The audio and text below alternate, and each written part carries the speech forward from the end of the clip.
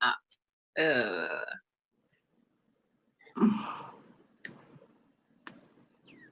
It's coming. I love I've been switched around on the screen. How cool is that? So,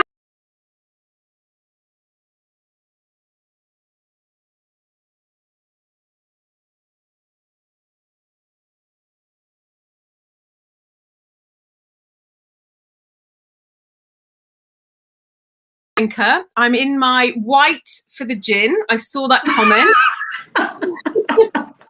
Shit! You should have warned me. Oh my god. It's sparkling water, but I love my gin glasses. So I've got the gin.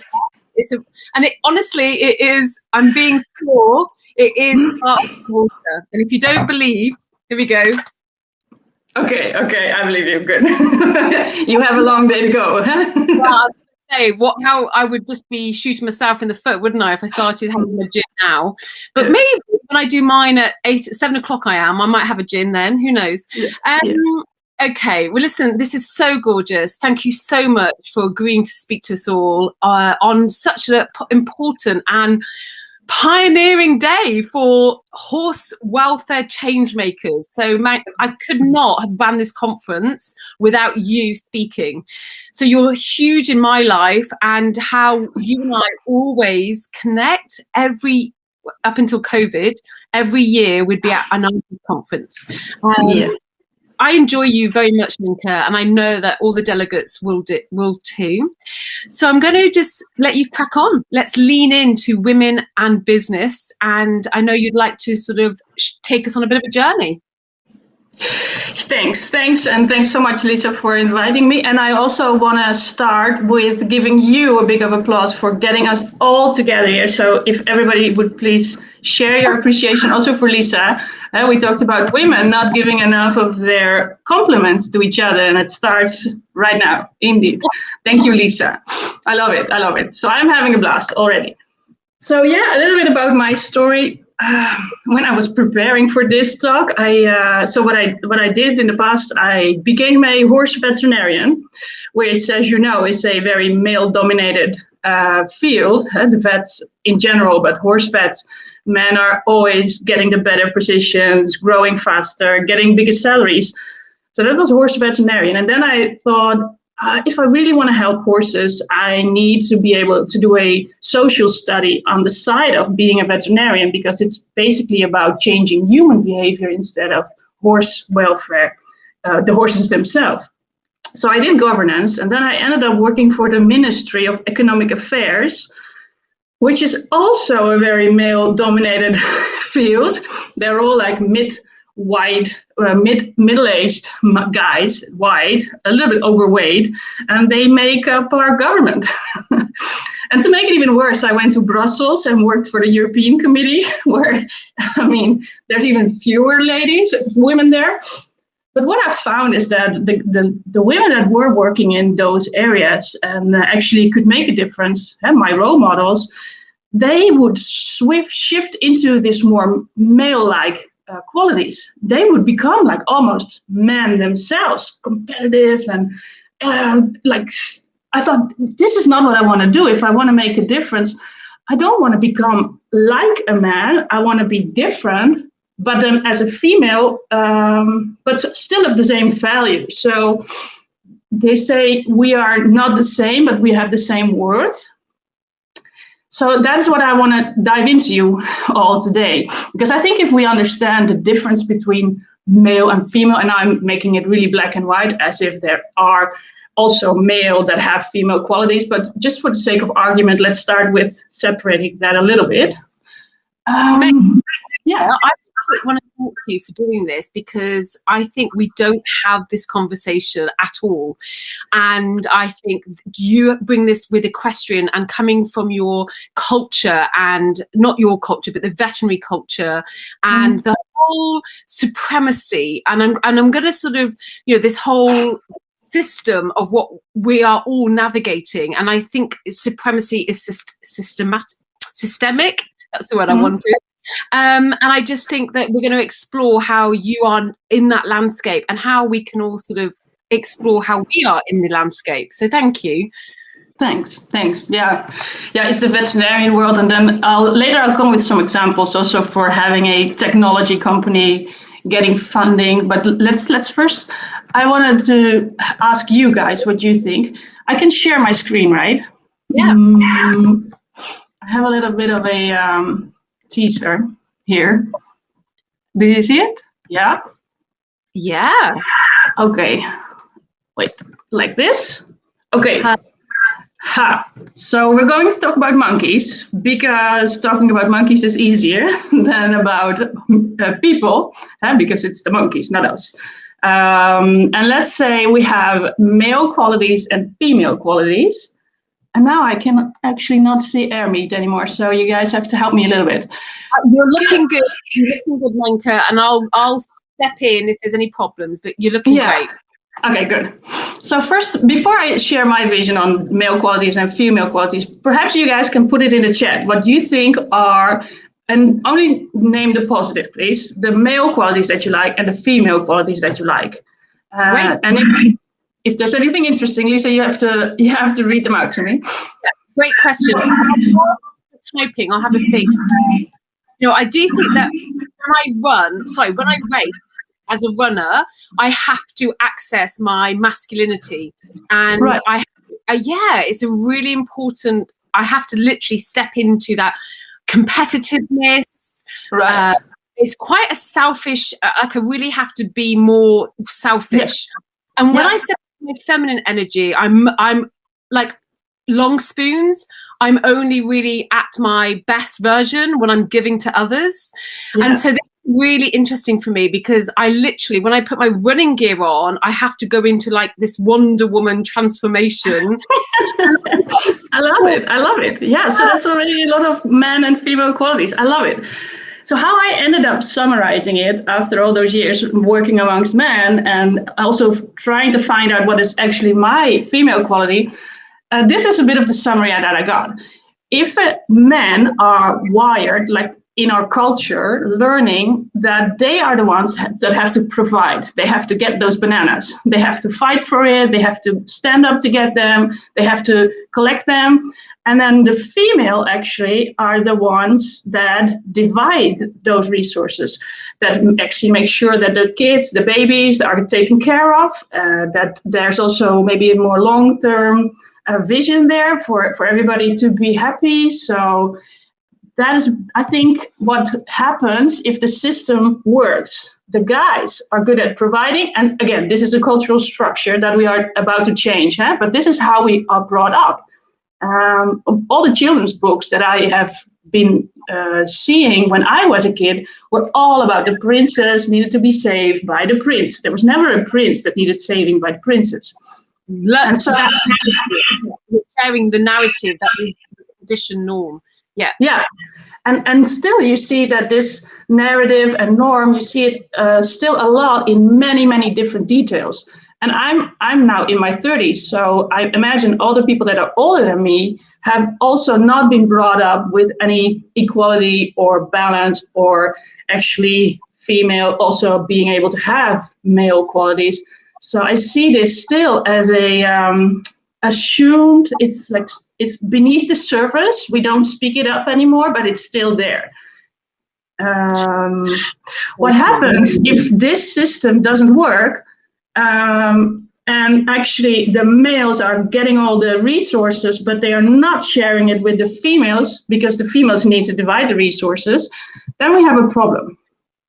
Because then males start to collect more and more bananas, and then they have all the resources in the world, and they feel very powerful, but they have nothing to do with it of any meaning or substance. On the female part, we also see an issue because a lot of the females that are not able to collect the bananas themselves, they have great aspirations, they have caring, they want to improve the world, but they have no resources to do it. And that might sound familiar to some of you guys. Yeah, that's very to me. Yeah. And we've got some comments coming in. Here we go. So yeah, Jill's put, this is a very ingrained societal construct of the ideal man and the ideal woman. Many areas of society, if you step out of your construct, you can be labeled. Very nice. Thank you, Jill, for sharing that. Yeah, indeed. So I'm now building up the construct again, just to make it really clear. But of course, I don't agree with having that cultural construct. So, but for me, in order to change it, I really needed to dive into what is it? What are we defining as being female qualities and male qualities? Because I also don't want to judge men for having those qualities. I think it's something that we might also want to aspire having more of. So if I put it down, like in a summary, we could say that male are very good in getting the resources, and female are better in dividing the resources, fair and equal and good, in a good sense. And so men are good at competing for something. It's like also what you do with running, Lisa. You have this power. You go and get something. You have self-confidence, which also means that you are allowed to fail and keep on going because you need those bananas. Where women are better in avoiding a fight, maybe not fight at all, think it through, long-term consequences of stuff. And again, this is my list. It's not at all complete, and it's just some of the thoughts that I've been experiencing over the years. Men are maybe better in thinking, hey, I believe I deserve it. I am worthy of getting those resources. Where women are better in maybe creating shared beliefs within a team, where we are all wanting to go to the same goal. And that's also a very powerful quality. Men are good at confronting others, where women are afraid that the relationship will be less if they actually stand up for what they want. Men actually know better how much they need, where female know better what other people need. And also knowing how much you need is very important if you want to start a business, for example. Men would say, I can build it myself, pick up a hammer and start doing it, where women are better at maybe asking others for help. Now, and we can go on and on and on. But the point of me making here short-term profit, long-term gain, my point is that we need all of those qualities to be able to be successful. And so that's what I feel about diversity. It's not about Women's Day. It's not about Men's Day. It's about the combination of both. And so this is, for me, my personal goal would be that I could also develop my male-like qualities as much as my female-like qualities. Or if that is not the case, I probably need to have a team in place that can help me.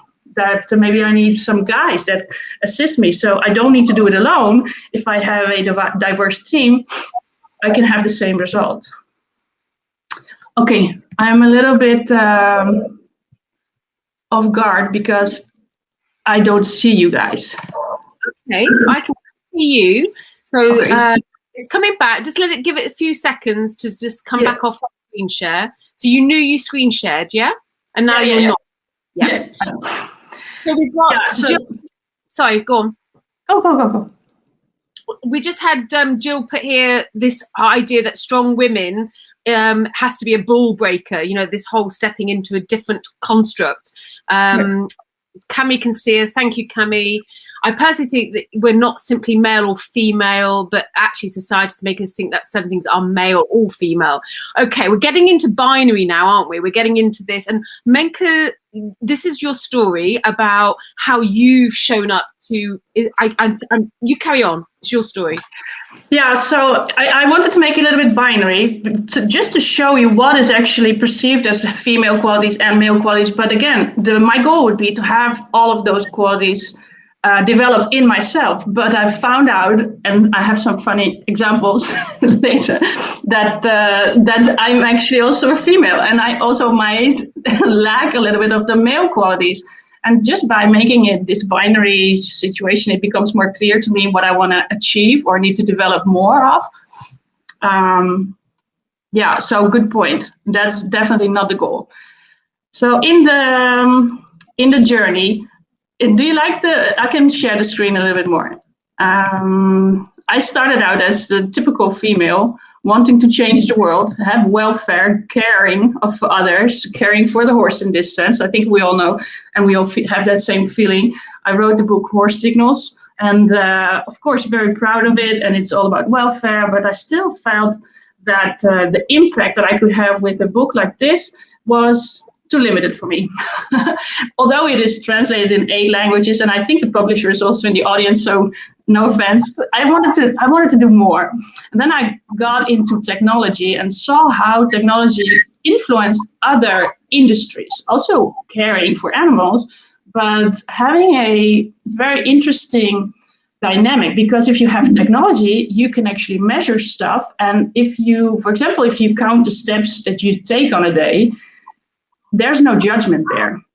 If you have 5,000 steps on a day, and I only have 1,000 steps this day, immediately I think, shit, I need to move more. So it's very non-judgmental, but it makes people think. And we're talking about human behavior changes. And I think technology could be a very big deal breaker in that sense. So I decided, let's go into technology. Sometimes I regret it because it is quite hard to start a tech company, but I still think the potential for it to change behavior of in this sense, the horse owners could be good. So what we did is we developed some rein sensors. This is a little device that measures the amount of pressure a rider is applying to the bit. And it's not just the rein pressure that you find in there, it's the contact that a rider has, it's communication, it's the application of learning theory. But also we see a lot of issues with the biomechanics of the horse, so his back and how he's actually carrying himself or being balanced by the rider. So very cool stuff. If you want to learn more about it, go to the booth. We have a website full of information. But what it became an interesting journey to actually start a tech company. First of all, I had this lesson the hard way. I had this idea of a rein sensor, and then I thought, oh, I need help. I need to share it with people. Maybe you also experience this, where you have this idea and you start talking about it. I think women like to talk about stuff, but also be careful. In this case, we had some copycats. There was actually an inventing consultancy agency. It's called Lada Inventing, never go there. And she said she was having an NDA and would never talk to anybody else. So I shared my idea in order so that she could help me. And found out a couple of years later that she had picked up that idea with the University of Utrecht, the veterinarians there. So it was really a backstabbing situation.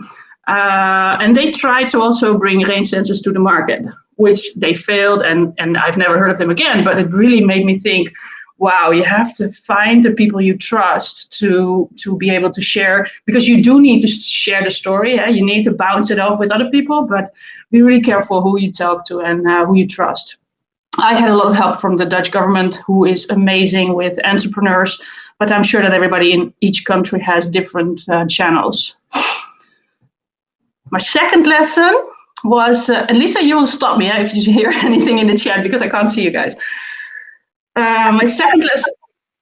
There's chats coming through. I've just put the word in things like integrity in there. The fact that, a woman showed up with lack of integrity, and how we actually navigate in having our own dignity. We talked about this actually as the color purple, and women showing up with dignity and hope and being able to look at justice. So yeah, you're really hitting all the sort of and in hindsight, that woman that I couldn't trust, because we're talking about trust, and you cannot put that in contracts from day one. Now in hindsight, I learned that I have this great intuition, which I didn't dare rely on before, but now after the years, this intuition that I have inside of me, it's always spot on. So if I don't trust anybody, if I have a bad feeling about somebody, I don't care how much potential he has, or maybe wants to become an investor, has millions to offer into my bank account, I don't care. If now at this stage, if I have a sense that it's not a good person, or I shouldn't go into business with them, I don't. I just move forward. I can find another way. So I think women, but also men, have great instincts. So rely on them.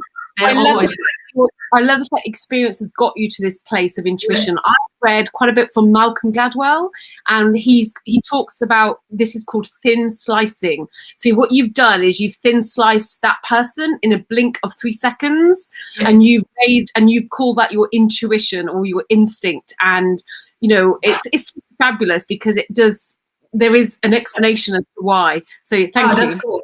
That's cool. Yeah. And the thing is, I didn't have to learn it. It was already there. I just didn't trust it. I didn't act upon it. So yeah, perfect. Everybody has it. Okay. The second one is also kind of a hard one. Get in line and stay in line. And I think maybe men are a little bit better because they can be so stubborn and actually believe in their own mission and go forward and never quit. But it is actually what you need to do if you want to make a difference, or at least that I found out. That for me, it was really important to stick with it. People say, oh, did it take you 8 years to develop this range sensor? I said, yeah, and I've been working on it way longer. So we had multiple prototypes and it's taking forever. And we had so many mistakes made, but that's okay. We stuck with it. We learned from every mistake, and we couldn't have been here where we are today if we didn't start already in 2008. I think that was at the university. So yeah, it's perseverance, and it's maybe a male quality. I don't know, but it's really hard. It took a lot of personal strength to keep going. Yeah.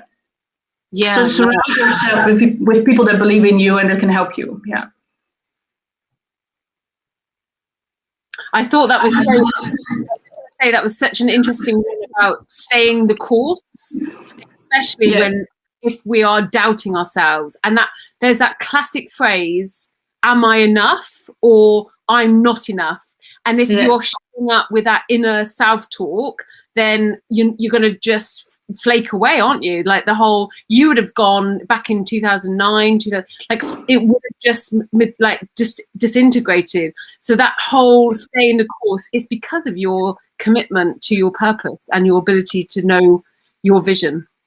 Well, and I've went off course multiple times because it was so hard, and because there was no money and there was no way out and there was no movement forward. So no, it wasn't easy, and it's not because no, I don't have that kind of strength. It's just getting back to it because I thought otherwise all the things that I've done before would have been for nothing. So I better keep on going.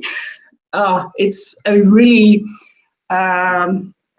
stubborn, maybe shielded vision. Just keep on going.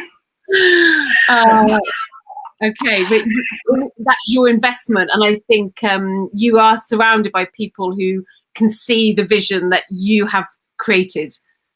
Yeah, but that's also a choice, eh? Just if people don't see your vision, let them go.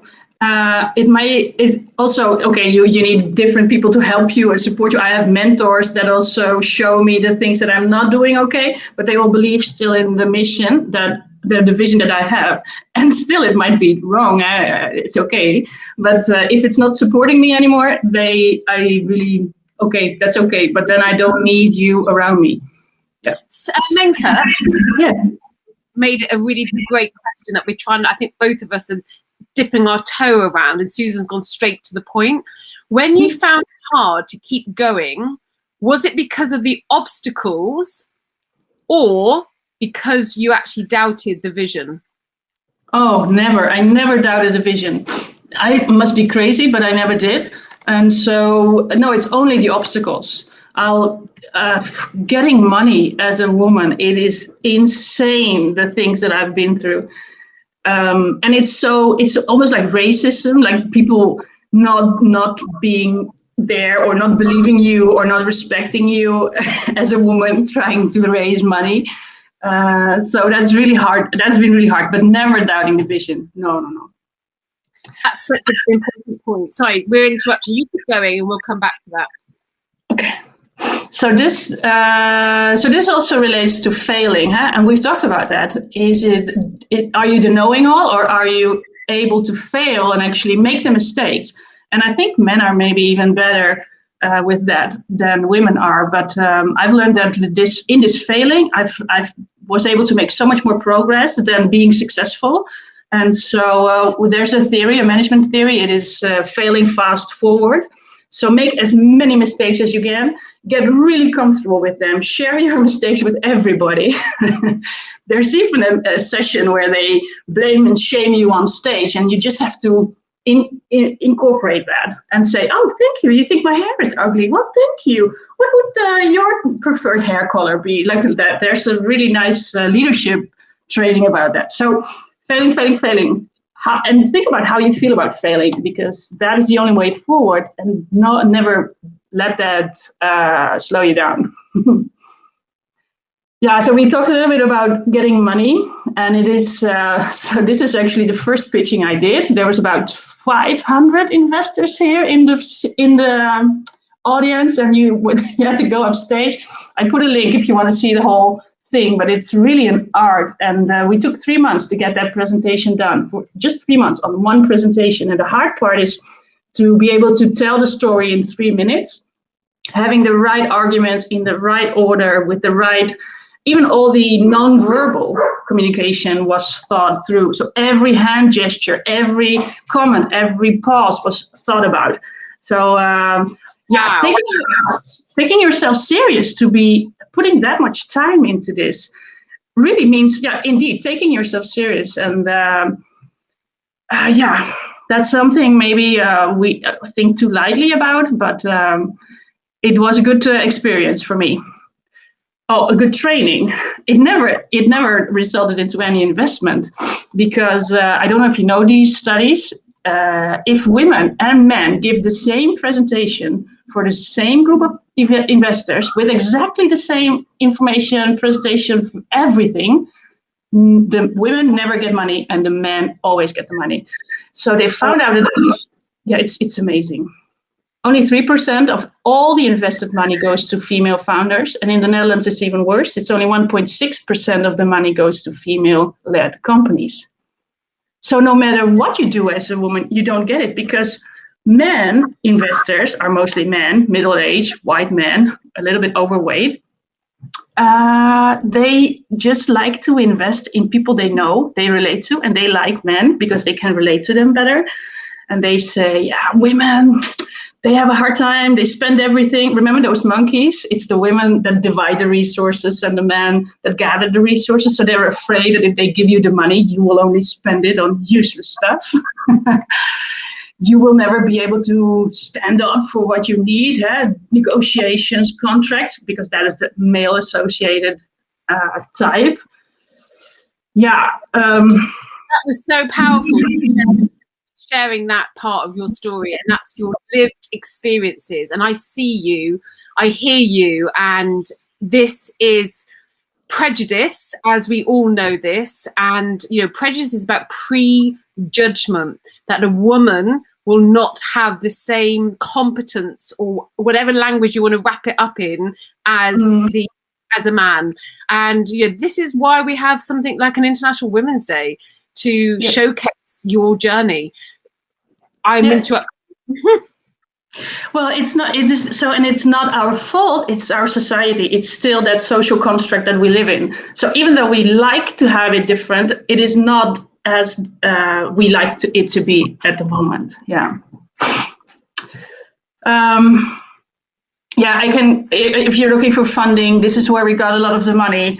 The final question I want to share with you is: can women negotiate deals? Because that is what men are afraid of.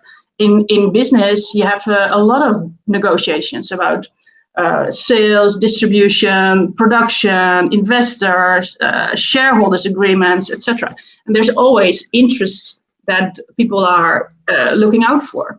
So we actually did a live negotiation, all-female dealmaker edition, and it was with one of the inspirational investors in the Netherlands, Janneke Niese, who also did that study showing that only 1.6% of the money goes to women.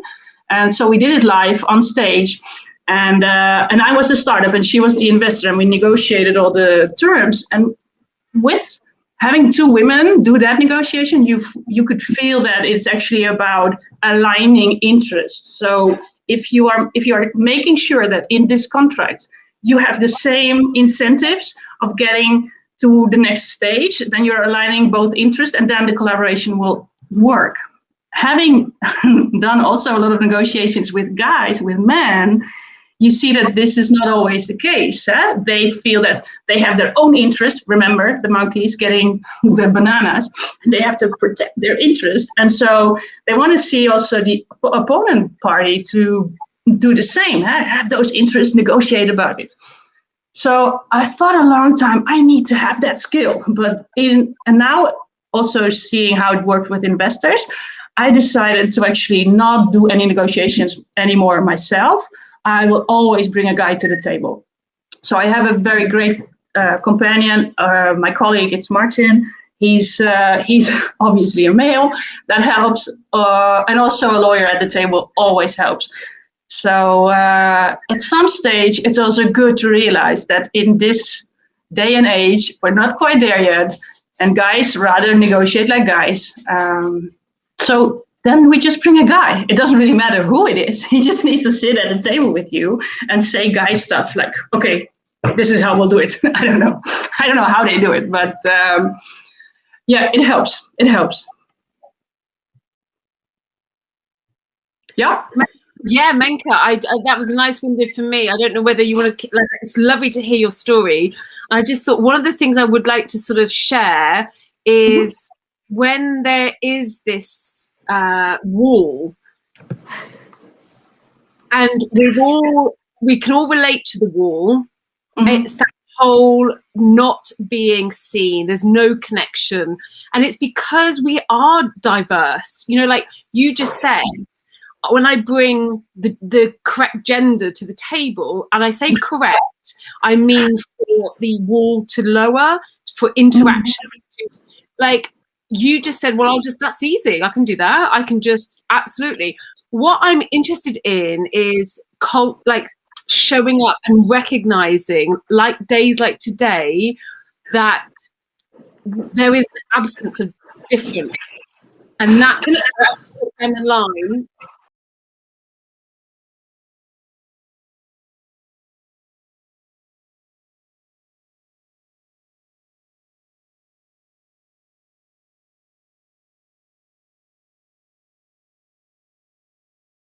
I was asked by male colleagues why I was never seen at dinner.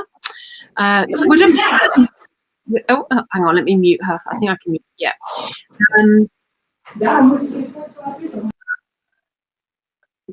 Yeah, I can mute Menke. That's good. Would a man get asked the same question? That's the bit about equality. So as long as we're getting asked the same questions, then we can say that's equal. So if a man's getting asked, why aren't you seen at dinner? And it says here, which was served at the firm at 8:30 for those still in the office. You were seen as a less committed if you were not 24/7. Unmute yourself, Menke, if you're okay with that. Sorry. I'm just reading out some of the comments about just in a law firm. Jill was asked, I was asked by male colleagues why I was never at the dinner, which was always served at the firm at 8:30 p.m., expecting that to happen. But we're just saying that if the question's being asked, great, ask the question, but also ask it to men, or, make sure that question is equally asked, not just to women. Delilah's put here, it's also very relevant to say, I believe, that failing is an uncomfortable place. We didn't see your video, but I know that I think it'd be a nice resource, the YouTube video of your discomfort. Did you feel, yeah, like it just, see, I want to celebrate this. This is, I don't know if any of you know, there's actually a conference called FailCon. FailCon. It happens every year, and it's exactly for what Menke just said. It's to actually go up as startups and to embrace and share our failures. Now, in the equestrian language, we really don't like the word fail, but Gail came up with a great reframe, which is experiment. And I think we can digest mistakes, like we make horse training mistakes. So I think I've learned that mistakes equestrians can swallow. What do you think, Menke? If the question is, are equestrians able to make mistakes? The language, just the discomfort. You showed up on stage and you were uncomfortable. Yeah. So I think equestrians are people too. So it's we are, I think, the same throughout. Doing a presentation for investors or being a writer, it's uncomfortable, and it's and not pleasant. And it takes an amount of self-confidence, I think, to be able to cope with those failures. And the confidence, so the question is, where do you get that confidence from? Who do you surround yourself with to have enough confidence to be able to do stuff like that, be on a stage, make a mistake, it doesn't matter, and then you come back to somebody or at home or a group or a team. We have an amazing team of people that support each other, and we are allowed to make mistakes. So maybe think about, where do you get your own confidence from, and can you surround yourself with more of that so that you are able to cope with mistakes? Yeah. I love that. I call that my square squad. I only have a few names on an inch by inch square, and that's my community, and that's where I draw from. Should we have a look at the chat, Menke? Yeah. Let's have a look. Jill's explained a bit about the fact that the men were generally more available to do the long hours. So that's just... Yeah, that's also true. There's a reason for me not to have kids, because it's impossible sometimes to combine, where I think it should be able to be, it shouldn't be that way, but it is still the same. Oh, and you wouldn't believe the things that the investors ask of me. What does your husband think about this endeavor of yours? Or girl, please. The word little girl, it's so, they degrade you. Or are you planning to have kids? Because, by the way, then you won't get our money, stuff like that. So I've made it a point to really be careful about my body language, but also, for example, not to be the one getting the coffee. Sit your ass down and wait for one of the guys to get the coffee. It is in all those subtle things, and we are so easy. Oh, I'll get you coffee, and then before you know it, you're becoming the coffee lady, or the one making the notes. No, I'm not a secretary. You make the notes, and please put it on email after the meeting. Yeah. So it's all those little things. I think we haven't been having these conversations, but we are having them now, and I'm really proud of you. I'm proud that you and I are sharing the same stage. It's what you're picking up, and you're learning all the time, the subtleties, and I think it's the oppression, to be honest. And only 100 years ago, we didn't have the vote. We didn't have a vote in democracy. So we need to be on stage, but to share with all of us, female, males, actually how we can share the same space, and and that ebbing and flowing, and that value in each other, and how we can connect to each other. To be honest, in women, we are not that good in collecting the money. If I was on the stage and they would ask me, what is your EBITDA margin or your return on investment? I really need to memorize those numbers. I need to be on top of the financials as well, because if we want to live our dream, it will require resources. We need to get the money to be able to give it back to horse welfare. So we may feel a little bit uncomfortable at that situation. We need to do it. Yeah, I love it. Look, Tanya's put here, and I think she might be from Holland as well. She's put here, and again, they never ask men what their wife thinks of it, or when they. I think now we're into inequality. That's the whole point. And when we talk about justice and why International Women's Day is here, it is about the inequality rather than. We want to celebrate women, but to put a spotlight on inequality is very important to me. And then Delilah's put here, that's a great point, Menke. I jump into those places all the time. The note-taking, the coffee-making, but yeah, right. That's lovely. We're very relatable. And then also remember that, we can make those little mistakes, and we want to also learn to be a little bit manly sometimes. That's the goal of this. That was the title of the presentation. But I also have made some decisions that guys would think are ridiculous. So, and I really had to think again, is this what I want to do? For example, we were building the team back in the days. I don't have any technology background. I'm a vet, I don't know anything. So I needed a good partner to be able to do that tech, where I was already 5 years in and building a company, selling stuff. And then I said, okay, too much in it, the guy I showed you. Do you want to be my co-founder as the IPOS Technology? I'll be the horse and you be the tech. And I said, I'll give you half of the company, which immediately gave him a big tax problem because then he would get a lot of value. But I said, I need a strong partner and I'm willing to give up 50% of that. A lot of investors afterwards said, oh, you are crazy giving away that many shares to somebody that you hardly know, but you could also done it with less or whatever. They all had opinions about it. But I thought, no, I need that guy. I need to be also true to myself, to the things that I don't know, and sharing, and that's a quality of women, can actually grow that company. So even though still they say, wow, you gave away that much, I'm still behind that decision. So we also have good intuition, sometimes the other way around. Yeah. No, I love the fact that you are placing where our focus goes, our energy flows, and your value was his contribution, and you placed value on that, and you showed everybody that. I think everyone's got opinions. Whether that opinion ever sits or lands at my feet is very it depends. I talk about this. If you're in my arena, your opinion and your critical lens on me really matters because you're in my arena. But if you're in my cheap seats, you're watching in the cheap seats, it doesn't even land on me. I can't even hear. So this is actually one of the investors we still have on board, and he's still making me have. Well, even last month we had a negotiation about shareholders agreement and how my partner Martin should be tied down in the contract, having like clauses in there that if he wouldn't show up, he would lose everything. And I stood up to the guy. I said, there's been so much trust between us. If I'm putting that in a legal contract, I would lose that trust. So you might be my investor.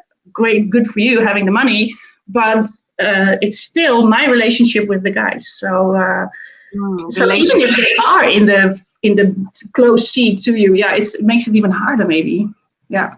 I love the way you show up and you are true to you and true to your relationship. So I want to bring at this. We're beginning to last 4 minutes or so.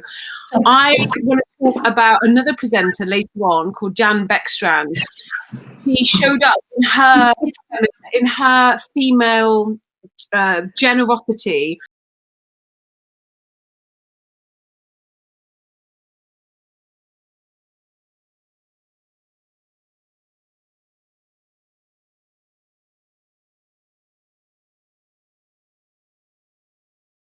Are supporting women is we feel what you're experiencing, and that absence of having contribution. I like your contribution to horse welfare is changing horse welfare, and I want to support you. I've got women supporting you. Like I think we're just better together, and I think you bring that for us. And I think a world without you in it, if you hadn't have persevered, I think would just be so grey and so not enriched.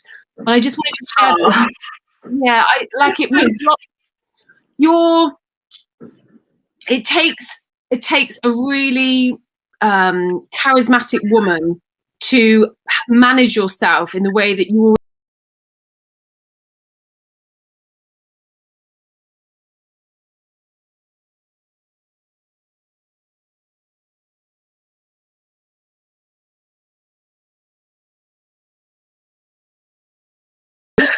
Yes, it is sometimes a weird. So you see the shift is going on. We're going from a male-orientated society into a female. So we all feel it. We all know it. It's International Women's Day, but we're not quite there yet.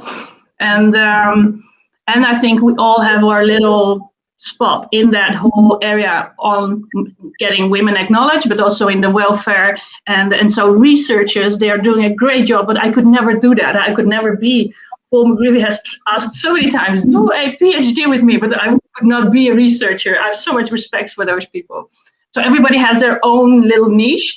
And indeed, Jan, amazing. She just donates a bunch of brain sensors all over the world. I really want thank her for that generosity. Yeah, but yeah, I mean, also, like, just what you just said about, let's be more a fit for ourselves. I love that you acknowledge that being a researcher isn't a fit, but who decides what is superior? Like, nobody. And I think that's something that I'm looking at, is this whole, what makes a meta-analysis as a published paper superior to a case study, or something that, like, what makes an ethnographic study lesser than a meta-analysis? So there's lots of things happening in terms of equality, and who gets to decide? Like, that's a question I'm going to put to everybody. I knew I want to do hard conversations. Okay, let's go to Yasmin here. Don't get the coffee. Yeah. We'll remember that, Jasmine. Don't get the coffee, yes, or name your terms and don't fill up the uncomfortable silence. Isn't that the truth? Don't fill up. I bet you've learned that, haven't you, Menke? I'm still learning. I'm still learning. You get so passionate about horse welfare, right? And then you want to do it for the horses. And I'm ready to give even more because it's for horse welfare. And then indeed, you have to also keep your own boundaries in place and trust that if it doesn't happen this way around, it will happen another way. Just because you stay in line, get it done, and you believe in the cause. Yeah. I love it. And so we talked about having all those people in different positions, practitioners, coaches, every day working with one horse at one place, and then the researchers having that endless patience with science, and we all do our part. Also, men do their part. Don't forget, and we don't have any men here today, but I also started to appreciate men a lot because of the things that they are able to do, and so we also need the men. It is also, I want to become a more whole person by developing my manly sides when I need them. But it's also about creating a team of diversity and having female and men work together. And it's not only the sex, it's also about where you're from, the culture, races maybe. It all enriches your team and company, and thus makes you, well, I would say more profitable, but that's a really manly thing, having more impact in the world. So I love it. That I nothing left to say other than you just smashed it. So yeah, thank you for sharing your story. I just look forward to the richness of what you shared, which is that whole striving for diversity. And I think we'll keep the conversations going for the rest of the day. Did you try the rain sensors, Lisa? Because that's the real question of today. How much pressure did you have in your reins? Oh, listen, we're still in lockdown here. I'm not officially. I'm unable to. No, I can't. I can't even. My son's just gone back to school today. I've been homeschooling. So right now, the pandemic hasn't helped my excitement, but okay. I'm not far off it. 29th of March, I am out coaching. So that will be my start. They're coming with me then. And I've got a few clients booked in that are excited to use it. I'm looking forward. I'm having to practice my patience. Yes, oh, that's good. We all have. After 8 years of rain sensor development, when we had them done, Corona happened. I'm like, okay, never mind. We can handle another obstacle. We can do it. Yeah, no, still gonna be, as soon as I'm up on the horse, I will be attaching your rain sensors and I'll be sharing my data. It's I just have to be patient, and we've sucked it up for 12 months, and this climate is really hard. I think it's hard on women too. So, in terms of the jobs that have had to go in leisure, in retail, women were filling those jobs. They've been out of work for a year now over here. So it's a big impact. Yeah. But we're hopeful. We've got hope. Okay, yeah. I'm going to leave all of you. We've got another gap for about 10 minutes, and then we have Dr. Cami Haleski joining us. So all the way from the US, and another epic 45 minutes with Cami. Thank you so much, Menke. Really, as always, I enjoy you so much. Thanks.